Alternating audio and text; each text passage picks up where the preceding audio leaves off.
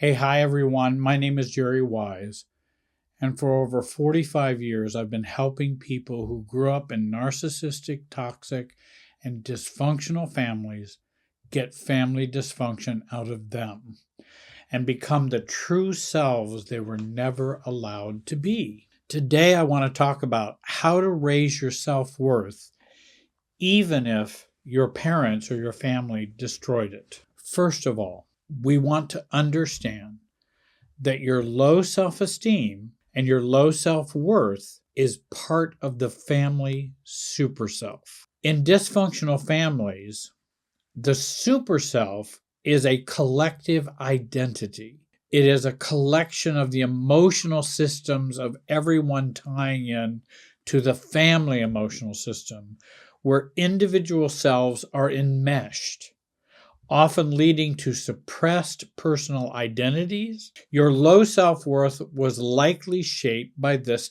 family dynamic, but it's not who you truly are.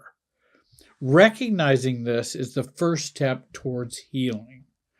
And I think that's important. If you have low self-esteem, how did your low self-esteem play out in your family of origin? How is it a part of the whole family dynamic? And how did it serve the family dynamic? What were the positives about you having low self-esteem? Because believe it or not, there are upsides to having low self-esteem. There's downsides to raising your self-esteem. Always remember these, and I talk about these in many videos that I've shared with you. So first of all, remember your low self-worth is part of the family super self. The bad news is that it was a part of the family super self. The good news, it's not because you're defective. It's because of the programming and the family super self that you are still partaking of in terms of the emotional wiring that we have with our families. Because that can be addressed. That can be changed. Number 2, focus on self-differentiation. You can't have self-worth if you were never allowed to have a self. Dysfunctional families suppress individuality and identities. They actually give you an identity rather than allowing yours to develop. Start exploring who you are outside of family expectations and allow yourself to reclaim your personal identity. Self-differentiation is crucial for discovering your intrinsic worth. Dysfunctional families have too much we-ness and support too little I-ness. The level of narcissistic abuse and trauma requires the same level of self-differentiation to heal. The more trauma we've had, the more difficulties we have, the more self-differentiation is needed. And so we need to work on that very hard so that we become not them, but me. They are not me. I am not them. I'm not even what they did to me. And what they did may not have been a good thing.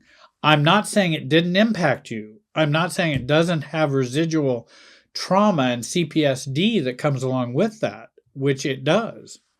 But self-differentiation is a beginning to separate us from the trauma, the family, and how that gets encapsulated and held in place within us. Self-differentiation can help us break free from that. Number 3, observe the enmeshment in your family without absorbing it. One of the things we have to become is more detached, more objective. We want to become observers and not absorbers of the family dynamics and emotionality and emotional system. Enmeshment occurs when family members' identities and emotions are intertwined. Instead of being pulled into this, practice observing the dynamics without taking them on.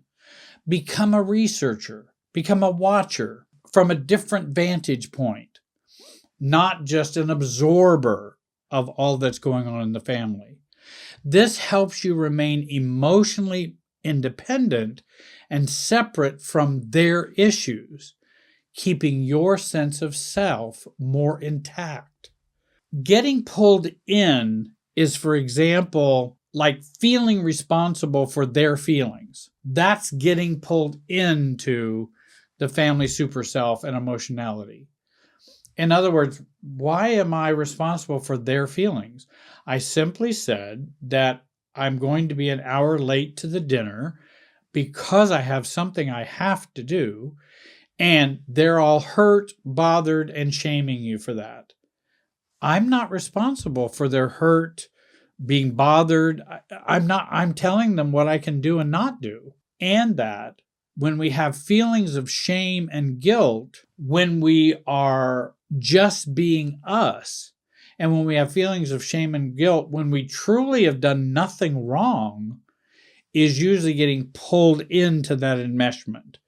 That's what it feels like, and that's the experience of that. Number 4, reduce your reactivity. Actually, if people can learn to be more calm, they can learn to protect themselves more. Their own mental thoughts, their own emotions, and they can learn to protect them more if they can stay more calm. Many people think it's just the opposite. If you're upsetting me, the way to protect myself is to become more upset with you. It usually doesn't end up protecting you in that way. Dysfunctional families thrive on emotional reactivity. By reducing your reactions to their behavior, you regain control of your emotions and protect your self-worth. Practice non-reactivity by staying calm, neutral, speaking matter-of-factly, and not getting pulled into their dysfunction. Number 5, build your inner boundaries before setting external boundaries. Before setting boundaries with others, focus on strengthening your internal or inner boundaries. This means being clear about your emotions, thoughts, and values internally, so external boundaries naturally emerge from your sense of self. A strong inner boundary helps you to assert yourself more confidently. Working on de-enmeshment makes boundaries stronger and clearer. And certainly we knew that about assertiveness training. If we don't build the inner self, you can have all the assertiveness training in the world, and it will often just drop off, and we'll stop doing it. Even though we've been trained well, you must change what's going on in here. Number 6, become self-focused rather than other-focused to raise your self-worth and self-esteem. Many people from dysfunctional families are conditioned to prioritize others' needs and emotions over their own. Shift your focus inward. Focus on your desires, feelings, and growth rather than constantly attending to others. This helps you cultivate self-worth based on your internal world and not external validation. What I found was kind of miraculous. The more I focused on loving and caring for me and protecting me, the more compassionate I actually became with others. Number 7, detach your worth from your parents and validate your own worth. Your parents' opinions, behaviors, and projections don't determine your worth. Even if they say, you're just stupid. You've always been stupid. As I mentioned in my videos many times, I talk about that being Coca-Cola talk. They're calling you a Coca-Cola. You're not stupid. So they're calling you something that's impossible. You're a desk lamp. Okay, why would I get upset with that?